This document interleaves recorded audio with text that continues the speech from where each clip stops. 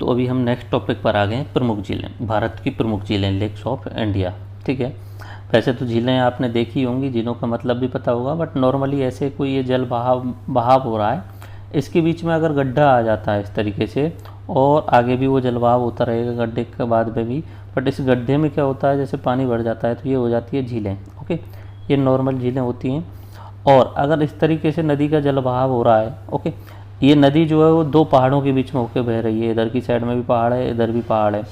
अब आगे मानव के द्वारा यहाँ पे अगर ऊंचाई से बहुत ऊंचे ऊंचे बांध बना दिए जाते हैं, इस तरीके से ऊंचे ऊंचे बांध बना दिए जाते हैं, तो ये पानी जो है वो रुक जाता है, क्योंकि इधर की साइड में पहाड़ है, इधर की साइड में पहाड़ है, तो पीछे को यहाँ पे पानी का भराव होने लग जाता है। ठीक है, तो इन्हें बांध बोला जाता है। ये बांध होते हैं, बांध में भी जल का भराव हो जाता है, या तालाब या सागर कुछ भी बोल सकते हैं इन्हें भी। ओके, तो इस तरीके से झील और बांध होते हैं। बट अब हम झील देखते हैं।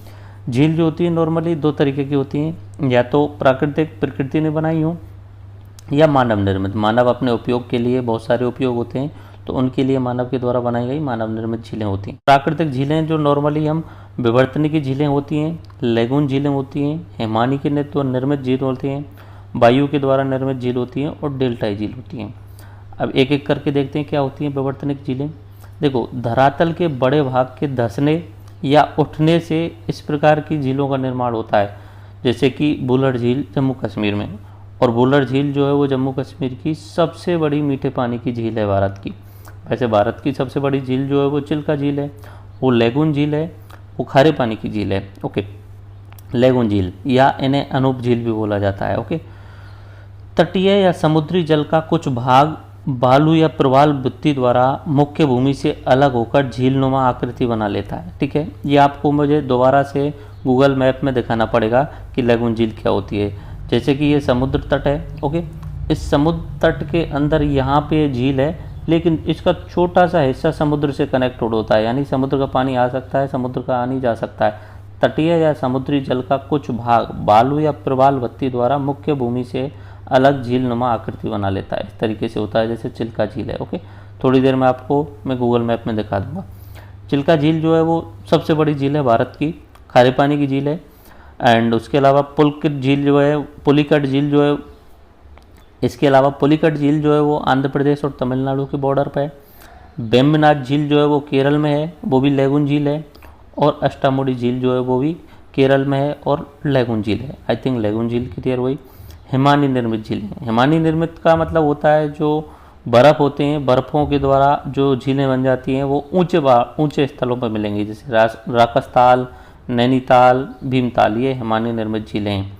वायु निर्मित झीलें ये अपने राजस्थान वाले क्षेत्र में पाई जाती हैं। ठीक है, राजस्थान में हवा के द्वारा जो बालू होती है उसे उड़ाकर एक जगह से दूसरी जगह पर ले जाया जाता है, और वहाँ पे कई झीलों की झीलनुमा आकृति बन जाती है, उसमें बारिश का पानी बढ़ जाता है। इन्हें प्लाया बोला जाता है राजस्थान में, जैसे एग्जाम्पल सावर, डीडवाना, पचभाद्रा, ये जो है वायु निर्मित झीलें मानी जाती हैं। ओके, डेल्टाई झीलें, डेल्टाई झीलें मतलब जो अपना वितरिकाएँ होती हैं वो छोटे छोटे वहाँ पे द्वीप जैसा बना लेती हैं, और उनके पास में जो है वो झील बन जाती हैं, वितरिकाओं द्वारा निर्मित होती हैं, और कोलेरू झील होती हैं। ओके, तो ये हम दो चीज़ अभी थोड़ी देर में देखेंगे, लेगून झील और डेल्टाई झीलें, इन दोनों को हम देखेंगे। ओके, अब एक एक इम्पोर्टेंट जो झीलें उन्हें देख लेते हैं। चिल्का झील, चिल्का झील मैंने बताया लेगून झील है। ठीक है, 1981 में रामसर आर्द्रभूमि में इसे शामिल कर लिया गया था। ओके, झील के अंदर बहुत छोटे छोटे द्वीप हैं। ठीक है, झील काफ़ी इम्पोर्टेंट है। ये चिल्का झील भारत की सबसे बड़ी झील है। लोकटक झील, ये इम्पोर्टेंट्स में भी सबसे ज़्यादा इम्पोर्टेंट झील है। ये मणिपुर में है, पूर्वोत्तर भारत की सबसे बड़ी झील है। इस फ्लोटिंग लेक कहा जाता है इसे, फ्लोटिंग लेक या तैरती झील क्यों कहा जाता है, क्योंकि इसमें फुमड़ीज होती हैं जो पानी के ऊपर तैरती रहती हैं एक साथ में। ओके, जैव विविधता बहुत अधिक है यहाँ पे, इसे मणिपुर की जीवन रेखा कहा जाता है। और इस लोकटक झील के बीच में ही एक फुमडीज है, फुमडीज यानी तैरती हुई स्थल भाग, उस फुमडीज को यहाँ पे केबुल लामजाओ नेशनल पार्क का दर्जा दिया हुआ है। ओके, अब बात करें वेम्बनाड झील, ये केरल में लेगून झील है।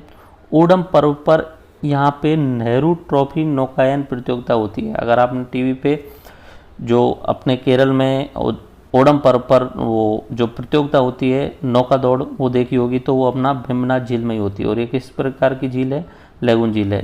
झील के पूर्वी तट पर कुमार कोम पक्षी अभ्यारण्य है, तो ये भीमनाथ झील है। अब बात करें चिल्का झील, ये सबसे बड़ी लैगून झील है। सामर झील, सामर झील अगर इंडिया की मुख्य भूमि, देखो चिल्का झील जो है वो तटीय भाग से कनेक्टेड है, ठीक है, इसलिए ये समुद्र से भी कनेक्टेड है। वैसे भारत की सबसे बड़ी झील है। अगर भारत के अंदर की सबसे बड़ी झील की बात करें तो राजस्थान के पास में जो है वो सामर झील जो है वो भारत की सबसे बड़ी झील मानी जाती है अंदर मुख्य भूमि में। बाकी तो अपना चिल्का भी शामिल है, पर ठीक है, अगर दूसरे नंबर पे बात करें तो ये सामर झील आती है। मीठे पानी की सबसे बड़ी झील बुलर झील है, अभी थोड़ी देर पहले बताया। ओके, अब यहाँ पे एक सागर या झील निकल के आता है, गोविंद सागर झील जो निकल के आती है, वो सबसे बड़ी कृत्रिम झील है। कृत्रिम झील कैसे है कि सतलज नदी पर बांध बनाया गया और उस बांध के कारण, जैसे बांध बना दिया गया, उस बांध के कारण पीछे की साइड में वो पानी भर गया, तो बहुत बड़ा पानी भर जाने के कारण अपने भारत की सबसे बड़ी जो कृत्रिम झील है वो अपनी गोविंद सागर झील है, ये सतलज नदी पर स्थित है। एक है चोलामू झील, ये सिक्किम में है और भारत की सर्वाधिक ऊंचाई पर स्थित झील है। ये चोलामू झील सिक्किम में है, भारत की सर्वाधिक ऊंचाई पर स्थित झील है। देखिए अब स्टेट वाइज हम देख लेते हैं झीलों को, ठीक है, राज्य के नाम से देख लेते हैं कौन कौन सी झीलें किस किस राज्य में, कोई भी पूछा जा सकता है। देखो शुरुआत कर रहे हैं हम जम्मू कश्मीर एंड लद्दाख वाले क्षेत्र से। ओके, अभी हमें एक ही एंटिटी मान के चल रहे हैं, ठीक। डच झील जम्मू कश्मीर वाले इलाके में, बुलर झील, बेरीनाग, सेपनाग, अनंतनाग और मानसबल, ये झीलें आपको याद रखनी है। डच, बुलर, बेरीनाग, सेपनाग, अनंतनाग और मानस झील, ये कहाँ की हुई? सब जम्मू कश्मीर वाले इलाके की हुई। अब बात करते हैं हिमाचल प्रदेश की, रेणुका झील, सूरजताल और खज्जर, तो ये 3 झील आपको याद रखनी है हिमाचल प्रदेश की, रेणुका, सूरजताल और खज्जर। उसके बाद हम उत्तराखंड की तरफ आते हैं। उत्तराखंड में नैनीताल, देवताल और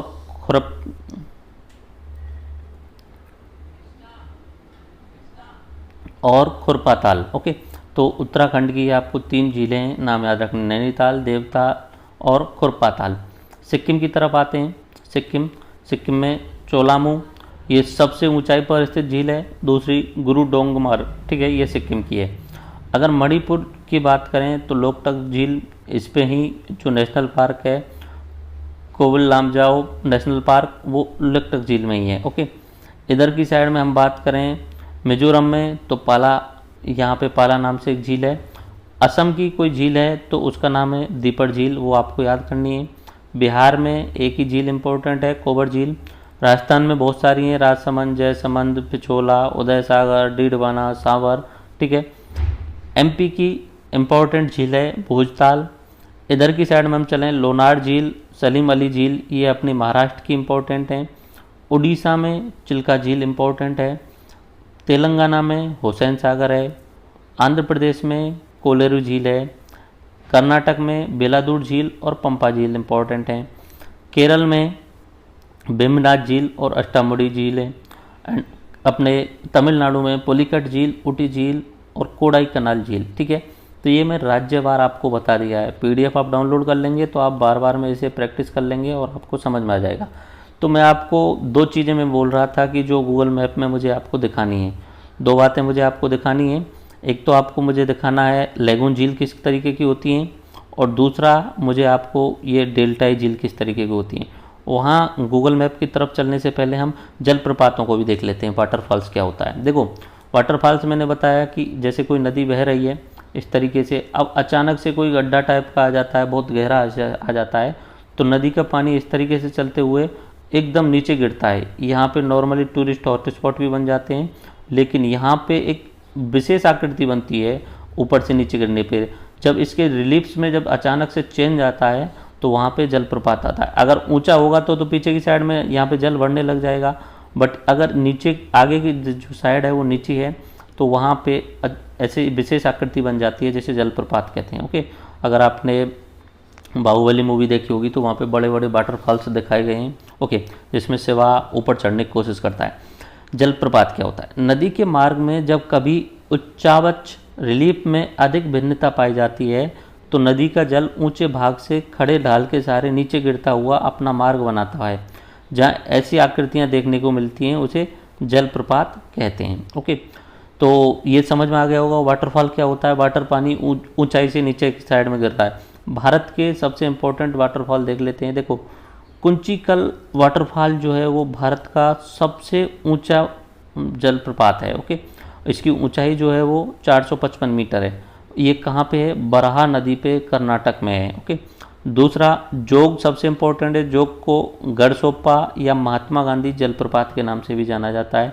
इसकी ऊंचाई जो है मतलब 253 मीटर ऊंचाई से वो पानी वहाँ पे नीचे गिरता है। किस नदी पर है जोग प्रपात? शरावती नदी पर। कहाँ पे है? कर्नाटक राज्य के अंतर्गत। चुलिया जलप्रपात।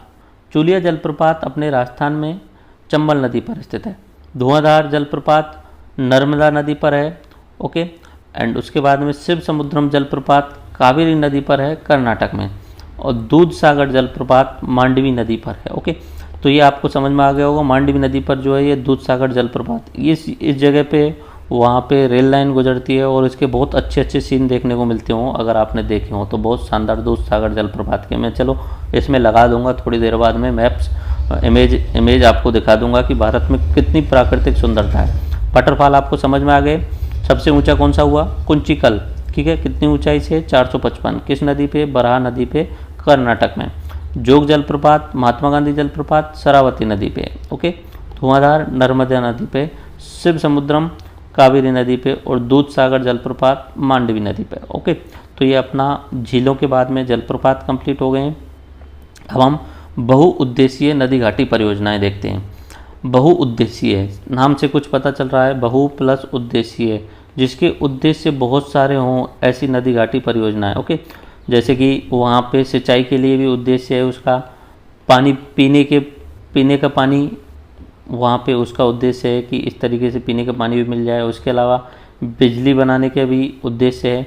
ठीक है, बहुत सारे बहुउद्देशीय जो नहर बनाई जाती हैं, जैसे बांध बनाया है किसी नदी पर, कोई नदी आ रही है और उस नदी पर नदी आ रही है उस पर बांध बना दिया, तो इससे बहुत सारे उद्देश्य पूर्ति की जाती है, सिंचाई के लिए, पीने के पानी के लिए, बिजली के लिए। तो इन्हें बोला जाता है बहुउद्देशीय नदी घाटी परियोजनाएं। भारत की इंपॉर्टेंट बहुउद्देशीय नदी घाटी परियोजनाएं देखते हैं। भाखड़ा नागल परियोजना। देखो, भाखड़ा नागल परियोजना पे जो बांध बनाया गया है, भाखड़ा नागल बांध, उसकी जो ऊंचाई है 226 मीटर है। ये परियोजना पंजाब में सतलज नदी पर स्थित है। ओके, इसे लाभान्वित होने वाले राज्य 4 हैं, पंजाब, हरियाणा, हिमाचल प्रदेश और राजस्थान। इन 4 राज्यों का इसमें पार्टनरशिप है। इंदिरा गांधी नहर परियोजना। देखो, ब्यास एवं सतलज नदी के संगम पे हरिके बैराज बनाया गया है। वहाँ पे इंदिरा गांधी नहर निकाली गई है वहाँ से, जिससे अपने हरियाणा, पंजाब एंड राजस्थान को भी उसमें लाभ होता है। तो ये जो है वो संसार की सबसे लंबी नहर है। राजस्थान का बहुत बड़ा हिस्सा जो है यहीं से सिंचित किया जाता है इंदिरा गांधी नहर के द्वारा। तो संसार की सबसे लंबी नहर जो है वो इंदिरा गांधी परियोजना के तहत है, जिसकी लंबाई है 428 किलोमीटर। ओके, अब बात करें पोंग परियोजना की, तो ये ब्यास नदी पर है और हिमाचल प्रदेश में। पोंग परियोजना ब्यास नदी पर है और हिमाचल प्रदेश पे। नॉर्मली बांध बनाए गए हैं, उन बांधों से ही बहुत सारे उद्देश्य पूरे किए जाते हैं। इसी को बोला जाता है बहुउद्देशीय परियोजना। दुलहस्ती परियोजना कहाँ पे है? चेनाब नदी पर, जम्मू कश्मीर में। ओके, तुलबुल परियोजना झेलम नदी पर है, जम्मू कश्मीर में। बुलर झील पर बांध बनाने के कारण इसे बुलर बैराज भी बोला जाता है, बुलर बैराज परियोजना भी कहते हैं। बागलिहार परियोजना, ये भी चेनाब नदी पर है, जम्मू कश्मीर में। ओके, उसके बाद में हम देखते हैं साउथ की तरफ, जैसे जैसे बढ़ते हैं नीचे की साइड में, तो नर्मदा घाटी परियोजना। ये जो हमने देख ली ऊपर हिमालय वाली जो नदियां हैं उन पर हमने देख लिया। शुरुआत में भाखड़ा नागल परियोजना देखी, सतलज नदी पर पंजाब में 4 राज्यों को लाभ हो रहा है। इंदिरा गांधी परियोजना देखी, ब्यास और सतलज के हरिके बैराज से निकलती है, संसार की सबसे लंबी नहर है। पोंग परियोजना ब्यास नदी पर, दुलहस्ती चेनाब पर, जम्मू कश्मीर में। तुलबुल झेलम पर, जम्मू कश्मीर में। बागलिहार चेनाब पर, जम्मू कश्मीर में। ये हमने उत्तर वाले हिमालय वाले क्षेत्र की परियोजनाएं देख ली। अब हम देखते हैं साउथ की साइड में। ठीक है, नर्मदा घाटी परियोजना शुरू करते हैं। इसमें 4 राज्य शामिल हैं, महाराष्ट्र, मध्य प्रदेश, गुजरात और राजस्थान। इन 4 राज्यों की इसमें पार्टनरशिप है। इस परियोजना के तहत कुल 29 बांध बनाए गए हैं। ओके, नर्मदा सागर बांध एमपी में है और सरदार सरोवर बांध गुजरात में। ये दो सबसे ज़्यादा इम्पोर्टेंट बांध हैं उन 29 बांधों में से। ठीक है, सरदार सरोवर डैम में आपको दिखा चुका हूँ पहले ही। ठीक है, और सरदार जी की प्रतिमा भी मैंने आपको दिखा दी थी, विश्व की सबसे ऊंची जो प्रतिमा है वो आपको दिखा दी थी। उकाई परियोजना है ताप्ती नदी पर गुजरात में, इससे 2 राज्य लाभान्वित होते हैं, गुजरात और महाराष्ट्र। इडुक्की परियोजना पेरियार नदी पर केरल में है। शरावती परियोजना शरावती नदी पर है, कर्नाटक में है। जोग जलप्रपात पर विद्युत उत्पादन किया जाता है, महात्मा गांधी जलप्रपात जिसे बोला जाता है। तो शरावती परियोजना ये जो है वो शरावती नदी पर है, कर्नाटक में। आपको ध्यान हो, अभी थोड़ी देर पहले बताया था जोग जलप्रपात किस नदी पर पड़ता है, शरावती नदी पर ही पड़ता है, कर्नाटक में। हीराकुंड परियोजना हीराकुंड परियोजना महानदी पर स्थित है और उड़ीसा में है। हीराकुंड जो है वो हीराकुंड बांध विश्व का सबसे लंबा नदी बांध है। ये हीराकुंड परियोजना के तहत जो बांध बनाया गया है, जैसे इस तरीके से नदी आ रही है और इस पर जो बांध बनाया गया है, इस बांध की लंबाई सबसे लंबी है, विश्व की सबसे लंबी नदी बांध है। तो कितनी लंबाई है इस बांध की? 4.8 किलोमीटर हीराकुंड बांध परियोजना की। ओके, शिव समुद्रम परियोजना कावेरी नदी पर है, कर्नाटक में। सबसे पुरानी जल विद्युत परियोजना है ये। ओके, यहाँ पे पुराने समय से ही जल विद्युत उत्पादन किया जाता है। सबसे पहले जल विद्युत उत्पादन यहीं से शुरू हुआ था। शिव समुद्रम परियोजना वही कावेरी नदी पर है और कर्नाटक में। रामगुंडम परियोजना गोदावरी नदी पर है, तेलंगाना में। ओके, नागार्जुन सागर परियोजना कृष्णा नदी पर है, आंध्र प्रदेश और तेलंगाना वाले क्षेत्र में है। ओके, तो ये आपको क्लियर हो गया होगा नदी घाटी परियोजना है। पहले मैंने आपको हिमालय वाले क्षेत्र की बताई, भाखड़ा नागल परियोजना। ठीक है, इंदिरा गांधी परियोजना, पोंग परियोजना, दुलहस्ती परियोजना चेनाब पर जम्मू कश्मीर में, तुलवुल परियोजना झेलम पर जम्मू कश्मीर में, बागलहार परियोजना चेनाब पर जम्मू कश्मीर में। फिर हम साउथ की तरफ चले, नर्मदा घाटी 4 राज्यों का इसमें पार्टनरशिप। ये 2 इम्पोर्टेंट सागर हैं, नर्मदा सागर बांध एंड सरदार सरोवर बांध। उकाई परियोजना ताप्ती नदी पर गुजरात में। इडुक्की परियोजना पेरियार नदी पर केरल में। शरावती परियोजना शरावती नदी पर जोग जलप्रपात जो है यहाँ पे विद्युत उत्पादन किया जाता है। हीराकुंड परियोजना ये विश्व की सबसे लंबी नदी बांध है। ओके, शिव समुद्रम सबसे पुराना जो जल विद्युत परियोजना यहीं से है। रामगुंडम गोदावरी नदी पर तेलंगाना में। नागार्जुन सागर बांध या नागार्जुन सागर परियोजना जो कृष्णा नदी पर है, आंध्र प्रदेश और तेलंगाना के बीच में। ओके, ये इन दोनों का पार्टनरशिप है, आंध्र प्रदेश और तेलंगाना। पहले जब आंध्र प्रदेश एक ही था, अभी 2 भाग बट गए, तो ये दोनों की पार्टनरशिप है इसमें। ओके, तो अभी हम गूगल मैप की तरफ चलते हैं और मैं आपको कुछ चीज़ें दिखाने वाला था, वो समझाने की कोशिश। हम गूगल अर्थ में आ गए हैं और मैंने आपको सबसे पहले चिल्का झील दिखानी है। ओके, तो हम उड़ीसा वाले क्षेत्र में चलेंगे। मैं आपको बताता हूँ लैगून झील क्या होती है और वो किस तरीके से समुद्र से कनेक्ट होती है। ओके, हम चल रहे हैं इधर की साइड में, उड़ीसा वाले क्षेत्र में। पूरी भुवनेश्वर आपको दिख रहे होंगे, कटक आपको दिख रहा होगा। हमें चिल्का झील पर चलना है। Okay, so right now we are going to Bhitarkanika national park. ये थोड़ा सा अलग है चिल्का झील से। इधर की साइड नीचे आने पे, जहाँ पे चिल्का झील जो है, चिल्का झील से थोड़ा सा नीचे जाने पर ही अपना आंध्र प्रदेश की बॉर्डर भी शुरू हो जाती है। अभी हम चिल्का झील पर आए हैं इधर की साइड में। ओके, पुरी के पास में ही है, थोड़ा सा दूर जाने पर देखिए ये है अपनी चिल्का झील। अब ये बीच में आपको थोड़े थोड़े स्थानों पर, जैसे कि ये वाला हिस्सा आपको दिख रहा होगा सतपद वाला, अब ये डायरेक्टली यहाँ से समुद्र से कनेक्टेड आपको दिख रही होगी। चिल्का झील का सी माउथ यहाँ से, अब ये समुद्र से कनेक्टेड है ये। अब बीच बीच में आपको छोटे छोटे द्वीप भी दिख रहे होंगे, जैसे ये दिख रहा इंद्रप्रस्थ आइलैंड, ये दिख रहा आपको चिल्का माँ काली टेम्पल, बीच में मंदिर भी हैं इसके अंदर। ठीक है, तो ये भारत की सबसे बड़ी झील है। इसका एरिया काफ़ी ज़्यादा हो रहा है बट समुद्र से टच है। लैगून झील है, पानी जो है समुद्र का इसके अंदर आ जाता है या इसका बाहर निकल जाता है, उस टाइप में कनेक्टेड है। बीच में आप देख रहे होंगे चिल्का सी माउथ, यहाँ पे चिल्का जो है वो समुद्र से डायरेक्टली कनेक्टेड है। ओके, सी से कनेक्टेड है। अगर बीच में से आप, जैसे कि मंदिर दिखा देता हूँ आपको, ये छोटे छोटे द्वीप दिख रहे हैं, इनमें से एक माँ काली मंदिर या इनमें से एक टेम्पल आपके लिए दिखा देता हूँ। ओके, तो ये मंदिर है, इस मंदिर से आप व्यू देखेंगे तो ये चिल्का झील वाला हिस्सा ही है। ओके, आई थिंक ये चिल्का झील वाला हिस्सा कंप्लीट हुआ। अब नीचे की साइड में, उससे पहले हम पुलिकट लेक देखते हैं, अपना आंध्र प्रदेश एंड तमिलनाडु के बॉर्डर पे। देखिए इधर की साइड में यहाँ पे चेन्नई है, चेन्नई से ऊपर थोड़ा सा ऊपर इस जगह पे आंध्र प्रदेश और तमिलनाडु के बॉर्डर पे ये देखिए आप पुलिकट लेक। ओके, ये भी समुद्र से कनेक्टेड है, ये आपको दिख रहा होगा, समुद्र से कनेक्टेड झील है। बीच में इसमें यहाँ पे इरुक्कम आइलैंड बना हुआ है। इरुक्कम आइलैंड या द्वीप जो है वो बिल्कुल झील के बीचों बीच में है और ये समुद्र से कनेक्टेड है, कहीं ना कहीं इस तरीके से ये समुद्र से कनेक्टेड है। ये आपको पुलिकट लेक देख लिया। अब हम केरल की साइड में चलते हैं। ओके, केरल वाले क्षेत्र में चलते हैं और केरल की साइड में देखते हैं कौन कौन सी बैकलैश जो नदी मैंने आपको बताई थी। मैंने केरल में आपको बेम्बनाद नाम से झील बताई थी, बेम्बनाद। ठीक है, बेम्बनाद लेक जो है वो केरल के अंदर है, वो भी लेगून झील मैंने आपको बताई थी कि ये देख रही होगी आपको। ओके, ये है केरल के अंतर्गत बेम्बनाद लेक। ये भी लेगून झील है और कहीं ना कहीं ये समुद्र से कनेक्टेड है किसी ना किसी रास्ते से। देखिए ये इस साइड में सीधा सीधा समुद्र से कनेक्टेड है, तो ये लेगून झीलें होती हैं। ओके, और अब ऊपर की साइड में मैंने आपको एक जो ये नीचे की साइड में मैंने आपको ये तो बता दिया, धनुषकोडी रामेश्वरम मैंने आपको बता दिया। मणिपुर की लोकटक झील पे चलना है एंड उससे पहले मैं आपको एस्चुरी और डेल्टा के बीच का अंतर भी बता दूँ। जैसे कि यहाँ पे मैंने बताया था डेल्टाई झील, तो डेल्टाई झील कैसे बनती हैं ये आप देखिए। ये अपना सुंदरवन डेल्टा है।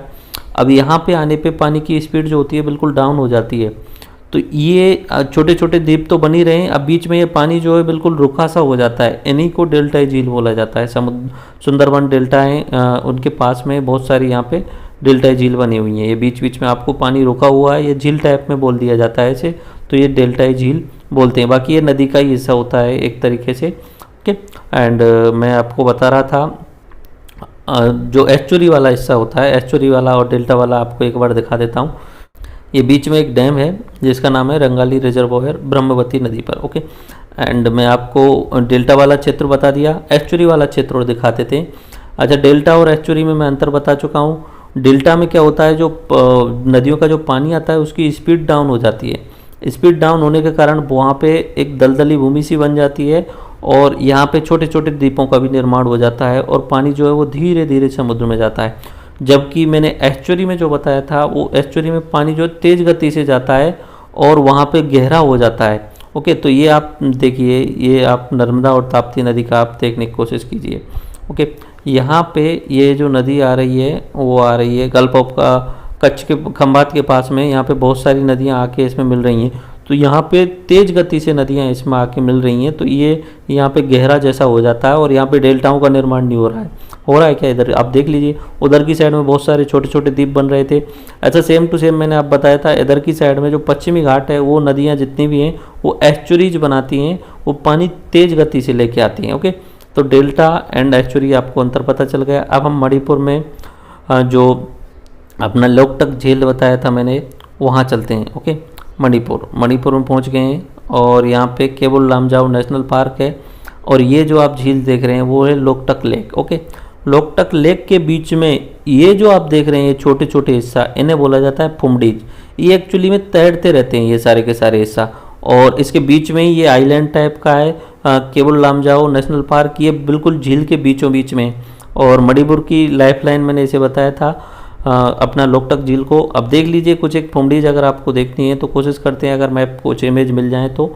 ये लोकटक लेक है एंड इसमें बीच में फुमडीज होती हैं, फुमडीज पे भी खेती की जाती है। लोग ये रहे फुमडीज का जो फोटोज है, ये पानी के साथ में तैरते रहते हैं, इसलिए इसे तैरती हुई झील बोला जाता है। ये सारी की सारी फुमडीज हैं, इनमें खेती की जाती है और पानी जैसे लेवल बढ़ता जाता है ये ऊंचे उठते जाते हैं और पानी का लेवल डाउन होता रहता है तो ये नीचे चले जाते हैं। तो ये अपनी लोकटक लेक है, ठीक है। इसे फ्लोटिंग लेक भी बोला जाता है, तैरती हुई झील।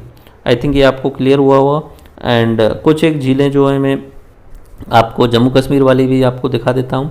जम्मू कश्मीर वाला क्षेत्र, जम्मू कश्मीर में कश्मीर घाटी की तरफ चलते हैं। कश्मीर घाटी में श्रीनगर के पास में तो डल लेक है ही, डल लेक आपने देख ही ली। उसके पास में यहाँ पे आंचर लेक है एंड एक इम्पोर्टेंट लेक जो मैं आपको बताने वाला था बुलर लेक, ये श्रीनगर है। ऊपर की साइड में हम चलते जाते हैं तो यहाँ पे आपको दिख रही होगी झेलम नदी के पास में बुलर लेक। ओके, ये बुलर लेक है, ये आप देख रहे हैं, ये बुलर लेक का हिस्सा है पूरा का पूरा। ओके, एंड आपको कुछ जलप्रपात भी दिखाते हैं। उससे पहले मैं आपको बांध दिखा देता हूँ, हरिके बैराज दिखा देता हूँ। हरिके बैराज की बात कर रहे थे हम। हरिके बैराज सतलज और ब्यास नदी के संगम पर है। तो देखिए ब्यास नदी आ रही है ऊपर साइड से, नीचे की साइड में जो नदी आ रही है वो सतलज है। इन दोनों के संगम पे यहाँ पे बांध बना हुआ है हरिके बैराज, ठीक है। ये है हरिके बैराज, ये हरिके बांध है इस तरीके से। तो ये आप देख लीजिए, ये हरिके बांध है। सामने यहाँ पे रोका गया है पानी को और दूसरी साइड से नहरें निकाली जा रही हैं साइड से। तो इंदिरा गांधी नहर यहीं से निकल के आती है, ओके। एंड उसके अलावा मैं बात करने वाला था भाखड़ा नागल परियोजना की। भाखड़ा जो है यहाँ पे पड़ रहा है, पहाड़ी इलाके में पड़ रहा है।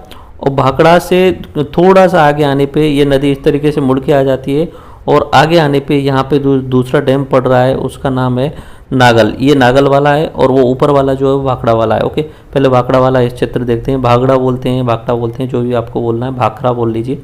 ये भाखड़ा डैम है सतलज नदी पे। आप देखना चाहें कुछ व्यू तो आप व्यू देख लीजिए, इस तरीके के इमेज हैं भाखड़ा डैम के, ओके। ये इस तरीके से।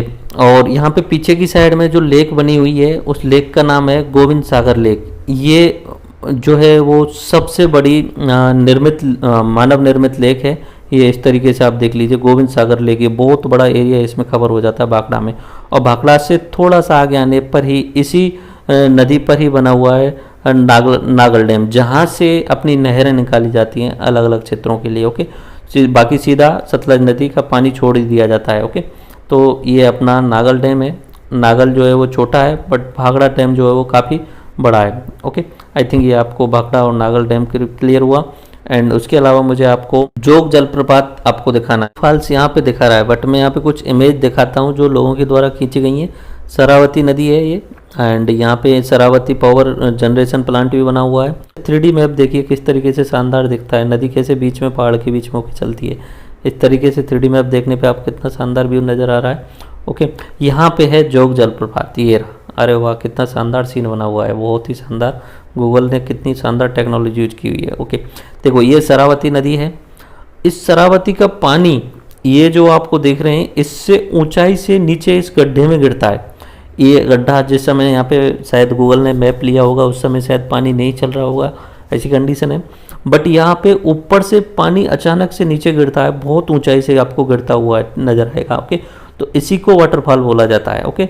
बाकी ये पूरा जब बारिश ज़्यादा होती होगी तब पूरे क्षेत्र में ही पानी चलता होगा। और देखिए कितना गहरा यहाँ पे गड्ढा बना हुआ है, इसे जोग फॉल बोला जाता है। यहाँ पे पॉइंट है वाटरफॉल को देखने के लिए और यहाँ वाले क्षेत्र में पानी नीचे की साइड में गिरता है, ओके। देखिए कुछ इमेजेस यहाँ पे लोगों ने डाली हुई होंगी और उन इमेजों को देखिए कितना शानदार आपको वो लगेगा, ओके। इस तरीके से पानी जो है ऊपर से नीचे गिरता है, ये जोग वाटरफॉल है, ओके। आई थिंक ये आपको क्लियर हो गया होगा। एंड राइट नाउ हम वाटरफॉल्स कंप्लीट कर चुके हैं। वैसे गूगल 3D मैप पे आप खुद भी यूज किया कीजिए, कितना शानदार इमेज देखने को आता है। इस तरीके से ये अपना डैम है भाखड़ा डैम और इसको 3D व्यू में ले दिया है हमने। देखिए पहाड़ों के बीच में ये पहाड़ है, 2-3 साइड से, इधर की साइड में पूरा पहाड़ है। ये पहाड़ में पानी पानी भरा हुआ है और ये कौन सा सागर है, गोविंद सागर है, इस तरीके से। और इधर की साइड में हम चलते जाएंगे तो बहुत दूरी तक ये पहाड़ों के बीच में क्या बना हुआ है, अपना गोविंद सागर जो है बांध बना हुआ है। और पीछे की साइड में पहाड़ दिख रहे होंगे आप। देखो पहाड़, मैंने आपको हिमालय बताया था उसमें आप इस तरीके से आप देखेंगे कितना शानदार व्यू आपको नज़र आएगा। और जैसे जैसे आप पीछे की साइड में चलते जाएंगे ना तो पहाड़ों की ऊंचाई बढ़ती जा रही है, आपको नज़र आ रहा होगा।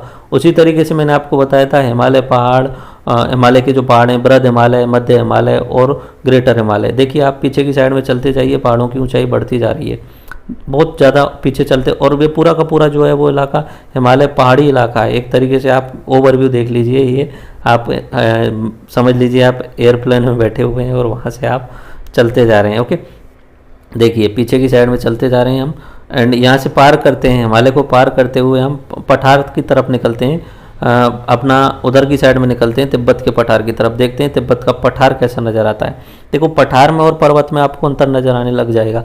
ये हम आ गए हैं पठार पर, ठीक है, ये पठारी इलाका आ गए हम, ओके।